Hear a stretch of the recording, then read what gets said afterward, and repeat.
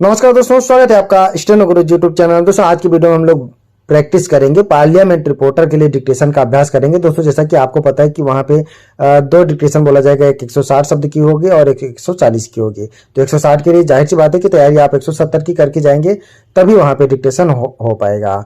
और दोस्तों प्रैक्टिस आपको कम से कम 12 से 15 मिनट की करनी है, ताकि वहां पे आपको ये ना लगे कि डिक्टेशन कितना लंबा जा रहा है। ठीक है, ताकि 10 मिनट यूं निकल जाए आपको पता भी ना चले।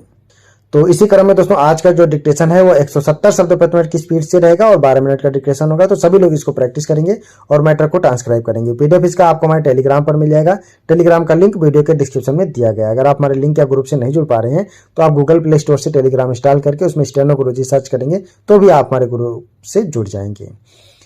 इसके अलावा दोस्तों अगर आप डेली डिक्टेशन चाहते हैं तो आप चाहें तो चैनल का मेंबरशिप ले सकते हैं, पेड ग्रुप को ज्वाइन कर सकते हैं। डिक्टेशन लिखने के बाद अपना बहुमूल्य सुझाव हमें कमेंट बॉक्स में जरूर देना, ताकि आने वाले वीडियो में हम और बेहतर कर पाएं। तो ज्यादा समय ना लेते हुए चलिए स्टार्ट करते हैं। रेडी, 5 सेकेंड,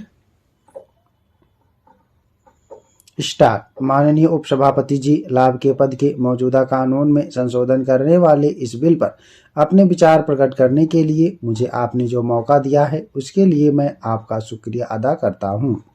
श्रीमान, जब यह विधेयक पहली बार सदन में माननीय गृह मंत्री जी द्वारा 2010 में प्रस्तुत किया गया था, तब भी मैंने उस विधेयक का विरोध किया था और आज जब यह संशोधित रूप में पुनः इस सदन में प्रस्तुत किया गया है, इस रूप में भी मैं अपने दल की ओर से इसका विरोध करता हूं। महोदय, उस समय हमने इस सदन के माध्यम से सरकार को यह चेतावनी दी थी कि आज देश में समाज के शुभचिंतकों और आम जनता में सरकारों के बारे में सोच अच्छी नहीं है। इस देश की जनता के मन में आज की सरकारों पर विश्वास नहीं रह गया है। सरकारों की विश्वसनीयता धीरे धीरे कम होती जा रही है। यदि हम इस विधेयक को पारित कर देंगे तो शायद इस संसद की भी जो विश्वसनीयता बची है वह खत्म हो जाएगी। श्रीमान, मुझे ऐसा लगता है कि जो आशंका हमने इस सदन में उस विधेयक पर चर्चा के समय जताई थी, राष्ट्रपति जी के मन में भी वही आशंका होगी और वही विचार आया होगा, जिसके कारण सरकार को आज यह विधेयक संशोधनों के साथ पुनः इस सदन में लाना पड़ा। दोनों सदनों के द्वारा पारित किए हुए विधेयक को जब महामहिम राष्ट्रपति जी के पास भेजा गया तो उन्होंने इस विधेयक को संसद के सामने पुनर्विचार के लिए वापस भेज दिया। मैं समझता हूं कि जब महामहिम राष्ट्रपति जी द्वारा किसी विधेयक को पुनर्विचार के लिए सरकार के पास वापस भेजा जाता है तो इसका अर्थ यह निकलता है कि राष्ट्रपति जी उससे सहमत नहीं है।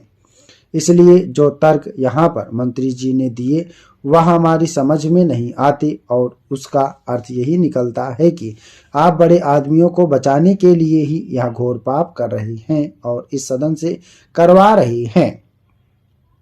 उपसभापति महोदय, कानून मंत्री जी यहाँ जब बोल रहे थे तो मैं उनकी बातों को सुनकर थोड़ा हैरान हो रहा था। उन्होंने इस सदन में कई तर्क दिए। हमारे मंत्री जी कानून के विद्वान हैं, इसलिए मैं उनको जवाब या सफाई देने के लिए यहाँ खड़ा नहीं हुआ हूँ। लेकिन मुझे इस बात का आश्चर्य हुआ कि हमारे देश में संसदीय लोकतंत्र है। हमारी जो निर्धारित संसदीय कार्यप्रणाली है, सारा देश उस संसदीय परंपरा का अनुसरण करता है। लेकिन हमारे मंत्री जी हमें यह संदेश दे रहे हैं कि हमें कर्नाटक और झारखंड का अनुकरण करना चाहिए, सर्वोच्च संसद का अनुकरण राज्यों की विधानसभाओं को करना चाहिए या संसद को राज्यों की विधानसभाओं का अनुकरण करना चाहिए। अगर वे सही हैं तो हम भी अपनी जगह सही हैं, और यदि वे गलत हैं और यदि आप उनका अनुसरण करते हैं तो वह भी गलत है। मैं आपके माध्यम से मंत्री जी से यह प्रार्थना करता हूं कि आज आपने जो इस सदन में कहा, आप सदन की कार्यवाही के उस वक्तव्य को पढ़ेंगे तो आप उसे पढ़कर स्वयं भी हंसेंगे। मंत्री जी, यह मुद्दा हमारी संसदीय परंपरा के गंभीर उल्लंघन का है, विवाद का नहीं है। यदि राज्य विधानमंडल गलती करते हैं तो हमें उसे दूर करना चाहिए, यह हमारा कर्तव्य है। अगर हम भी गलती करते हैं तो हम इस सदन में बैठकर क्या कर रहे हैं? इस संसदीय प्रथा को बचाए रखने के लिए हमें ठोस कदम उठाने चाहिए। महोदय, यहाँ कुछ सदस्यों ने संविधान के अनुच्छेद 102 और 103 का जिक्र किया है। संविधान ने हमें यह अधिकार दिया है। आप सदन को कोई नई बात नहीं बता रही हैं। आपको उस कानून में संशोधन का पूरा अधिकार है, लेकिन उसे संशोधित करने का आपका तरीका गलत है। जिन सदस्यों या संस्थाओं को हम अब उस विधेयक के दायरे से बाहर कर रहे हैं, वे संस्थाएं नई नहीं हैं। लाभ के पद का कानून नया नहीं है, वह कई वर्षों से चला आ रहा है। इस विधेयक से संबंधित संसदीय समिति में भी दोनों सदनों के 45 सदस्य शामिल हैं, लेकिन जब उन सदस्यों की नियुक्ति की गई तब उनको इस बात की जानकारी भी नहीं थी कि हमारे देश में लाभ के पद का कानून भी है और वे उसका उल्लंघन कर रहे हैं और लगातार करते आ रहे हैं। श्रीमान, यदि इस सदन की एक माननीय सदस्या का केस समाचार पत्रों में चर्चा में नहीं आया होता तो मुझे नहीं लगता कि इस प्रकार का विधेयक इस सदन में आता। माननीय सभापति जी, राष्ट्रपति के अभिभाषण पर धन्यवाद के प्रस्ताव पर आपने मुझे बोलने का अवसर दिया, जिसके लिए मैं आपका आभारी हूं। श्रीमान, मैं चूंकि किसान परिवार से आता हूं और किसानों का प्रतिनिधित्व करता हूं, इसलिए मैं अपनी बात मुख्य रूप से किसानों और खेतिहर मजदूरों के बारे में रखना चाहता हूं। महामहिम राष्ट्रपति जी के अभिभाषण में किसानों की भलाई के लिए किए जाने वाले कार्यों का उल्लेख किया है और कई तरह के वायदे किए हैं जो इस सरकार को पूरे करने हैं, लेकिन वे वायदे हमेशा की तरह खोखले साबित न हो, इस पर तमाम विरोधी दलों के सदस्यों को शंका है। इसलिए मैं चाहता हूं कि सरकार सदन के द्वारा इस देश के किसानों को पूरी तरह से आश्वस्त करे कि उनके हित में जो भी वायदे किए गए हैं उनको पूरा किया जाएगा और समय के अंदर तमाम कार्य किए जाएंगे जिनका उल्लेख राष्ट्रपति जी के अभिभाषण में किया गया है। सभापति महोदय, मुझे खुशी है कि आज पूरे देश में किसानों, खेतिहर मजदूरों और कृषि की जो दुर्दशा है उसके ऊपर इस सदन में पिछले सत्र में चर्चा हुई थी और इस सत्र में भी इस विषय पर चर्चा करने के लिए 6 घंटे का समय निर्धारित किया गया है। आज यहाँ कहा गया कि जब एक लंबी चर्चा पिछले सत्र में हुई और बहुत सारे प्रश्नों के जरिए माननीय सदस्यों ने अनेक प्रश्न मंत्री जी से किए, तो फिर इस सत्र में बहस की आवश्यकता क्यों पड़ी। माननीय मंत्री जी ने पिछले बार इस बहस का उत्तर देते हुए कहा था कि भारत में जितनी भी आत्महत्याएं होती हैं उनमें 16% किसानों की होती हैं जो अपनी मजबूरियों के कारण आत्महत्या करते हैं, किन्हीं खास परिस्थितियों में करते हैं। पिछले 10 साल में करीब 1 लाख किसानों ने अपनी समस्याओं से परेशान होकर आत्महत्या का रास्ता चुना है। यह भारत जैसे देश के लिए गंभीर चुनौती है और इसका मुकाबला करने के लिए हमारे कृषि मंत्री जी ने प्रयास किए। हमारे प्रधानमंत्री जी भी विदर्भ के दौरे पर गए थे जहां सबसे अधिक किसानों ने आत्महत्याएं की हैं। 30 जून और 1 जुलाई की यात्रा के बाद प्रधानमंत्री जी ने अपनी तरफ से कुछ सहायता महाराष्ट्र के 6 जिलों के किसानों को दी। श्रीमान, मुझे खुशी है कि विदर्भ के उन 6 जिलों की तरफ प्रधानमंत्री जी और कृषि मंत्री जी का ध्यान गया जिनके बारे में ऐसा कहा जाता है कि वहां पर सबसे ज्यादा आत्महत्याएं हुई हैं और 700 करोड़ रुपए सब्सिडी या राज सहायता के तौर पर किसानों के ऊपर जो कर्ज है उसके ब्याज के भुगतान के लिए भारत सरकार की ओर से एक विशेष पैकेज के रूप में दिए गए।